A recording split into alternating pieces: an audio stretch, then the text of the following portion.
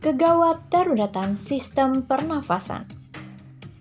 Assalamualaikum warahmatullahi wabarakatuh. Perkenalkan, saya Protwain. Saya adalah mahasiswi keperawatan Poltekkes Kemenkes Pangkal Pinang semester 5 tingkat 3. Hari ini saya akan membuat video mengenai kegawat daruratan sistem pernafasan untuk memenuhi mata kuliah Gawat Darurat dan Manajemen Bencana. Nilai normal pernafasan pada setiap orang berbeda, ditentukan dari tingkat usia. Misalkan pada seorang bayi berusia 2 bulan, nilai pernafasan normalnya tidak boleh lebih dari 60 kali per menit. Pada anak-anak, pada bayi pada umur 2 bulan sampai dengan 1 tahun itu tidak boleh lebih dari 50 kali per menit. Sedangkan pada anak usia 1 sampai 5 tahun tidak boleh lebih dari 40 kali per menit. Sedangkan pada dewasa, nilai normal untuk pernafasan itu antara 18 sampai 22 kali per menit. Faktanya, gawat daruratan pada sistem pernafasan menjadi salah satu alasan tercepat penyebab kematian pada seseorang. Salah satu masalah yang terjadi pada kegawat daruratan sistem pernafasan adalah sumbatan jalan nafas, di mana sumbatan jalan nafas ini dibagi menjadi dua. Yang pertama adalah sumbatan jalan nafas total, dan yang kedua adalah sumbatan jalan nafas parsial. Sumbatan total. Sumbatan jalan nafas total terjadi apabila adanya benda asing di saluran pernafasan. Contohnya yang paling biasa terjadi adalah tersedak. Hal ini terjadi karena adanya benda asing di jalan nafas. Contohnya saat tersedak biji atau biji-bijian tertentu. Kemudian seperti saat kecelakaan, kemungkinan ada benda-benda asing yang masuk ke saluran pernafasan dan menghambat. Itu disebut sebagai hambatan atau sumbatan jalan nafas total. Sumbatan parsial. Sedangkan sumbatan jalan nafas parsial adalah sumbatan jalan nafas yang disebabkan oleh jenis-jenis sumbatan tertentu. Ada 4 jenis sumbatan. Yang pertama adalah snoring atau biasa kita sebut sebagai pangkal lidah jatuh ke belakang. Kemudian yang kedua ada gargling atau yang disebabkan sumbatan karena adanya cairan. Kemudian yang ketiga adalah stridor atau biasanya suara nafasnya itu seperti mengorok. Kemudian yang keempat adalah wheezing, di mana suara nafasnya itu seperti menyih. Nah, kemudian pada sumbatan jalan nafas yang tadi sumbatan jalan nafas total biasa disebabkan karena adanya edema pada faring. Penanganan pada kegawat daruratan sistem pernafasan. Penanganan pada pasien dengan kegawat daruratan sistem pernafasan kita bagi menjadi dua, yaitu dengan pasien trauma dan non-trauma. Dengan pasien yang trauma, kita bisa menggunakan tindakan yaitu CHOKAS dan chin lift. Kemudian pada pasien dengan non-trauma, kita bisa menggunakan Hatchel chin lift. Dapat kita lakukan dengan pasien yang kita menemukan saat kita menemukan pasien dengan keadaan kegawat daruratan sistem pernafasan. Yang pertama adalah kita harus manajemen airway, di mana kita harus look, listen, and feel.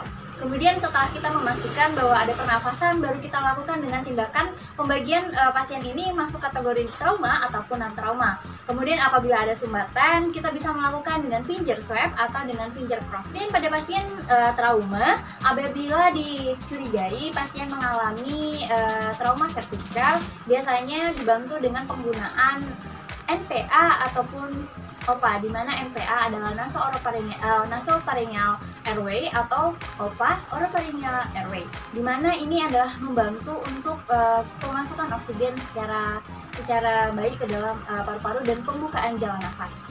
Pemasangan OPA maupun NPA itu disesuaikan dengan indikasi, di mana sebelumnya setelah kita pengkajian pada pasien atau maupun korban. OPA tersedia dengan berbagai ukuran. Untuk menentukan ukuran OPA yang sesuai, kita dapat mengukurnya dari ujung telinga sampai dengan sudut bibir. Jadi kita hitung seperti itu untuk menentukan ukuran OPA yang sesuai. Tindakan keperawatan.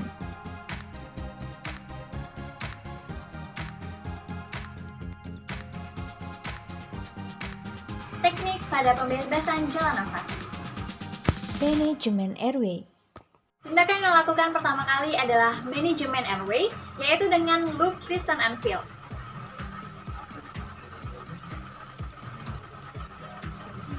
Pada manajemen airway, look, listen, and feel. Look adalah lihat pergerakan dada, kemudian listen atau mendengar adanya suara nafaskah dari hidung maupun mulut, kemudian feel, rasakan apakah ada nafas yang keluar dari mulut maupun. Tindakan chin lift.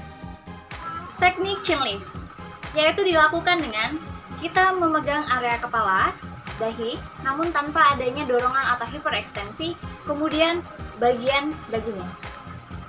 Dilakukan pada pasien dengan trauma. Tindakan jaw thrust. Teknik jaw thrust dilakukan pada pasien dengan trauma, biasanya dilakukan untuk agar tidak adanya pergerakan pada vertikal. Yang pertama adalah kita harus menyentuhkan tangan pada bagian pipi, kemudian lakukan tindakan dengan mengangkat pada anulus andibulanya. Tindakan head till chin lift. Teknik head till chin lift. Pertama, kita harus melakukan hiperekstensi pada bagian kepala, kemudian pada bagian dagu atau chinnya kita angkat. Seperti ini. Tindakan pemasangan OPA atau NPA. Pemasangan OPA atau teknik menggunakan alat, yaitu kita membutuhkan OPA, kemudian kita juga membutuhkan tong spatel untuk membantu menahan lidah.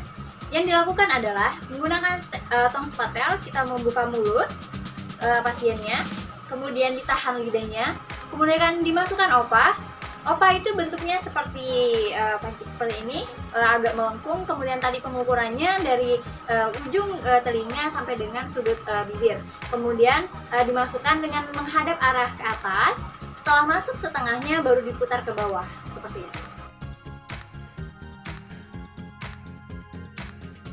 Sekian video dari saya, semoga bermanfaat untuk semua. Apabila ada kesalahan, saya mohon maaf. Tetap untuk menjaga kesehatan, tetap menggunakan masker, dan keep healthy.